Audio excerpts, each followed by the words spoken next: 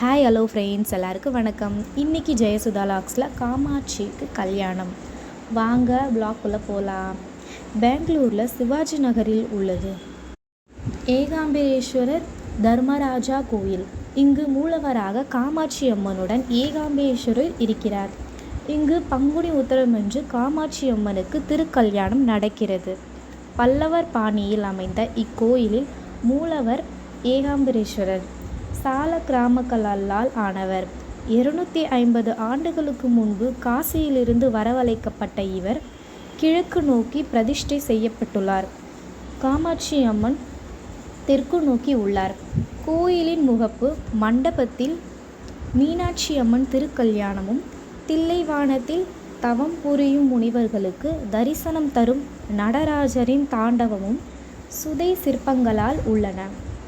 சுவாமி சன்னதியில் முன் மண்டபத்திலுள்ள சபதகாளி, ஏகவத மூர்த்தி, கண்ணப்ப நாயனார், ஏகம்ப மூர்த்தி சிற்பங்களால் சிறப்பானவை. விநாயகர், ஔவையார், தட்சிணாமூர்த்தி, சரஸ்வதி, பிரம்மா, பைரவர் சன்னதிகள் பிரகாதிகள் உள்ளன. செவ்வாய் வெள்ளிக்கிழமை ராகு காலத்தில் துர்க்கை அம்மனுக்கு பூஜை நடைபெறுகிறது. இப்பகுதியில் பூர்வீகமாக வாழும் தெலுங்கு மக்களின் குலதெய்வமான தர்மராஜா திரௌபதி அம்மன் கோயில் தனி மண்டபத்தில் உள்ளது. பாண்டவர்களான தர்மர், பீமர், அர்ஜுனர், நகுலர், சகாதேவர் ஆகிய 5வரும் திரௌபதியுடன் சுதை சிற்பங்களாகவும் உள்ளார். ஏகாம்பரேஸ்வரர் தர்மராஜா கோயிலுக்கு அருகில் மீனாட்சி அம்மன், மதுரை மீனாட்சி அம்மன், காசி விஸ்வநாதர் கோயில் உள்ளன.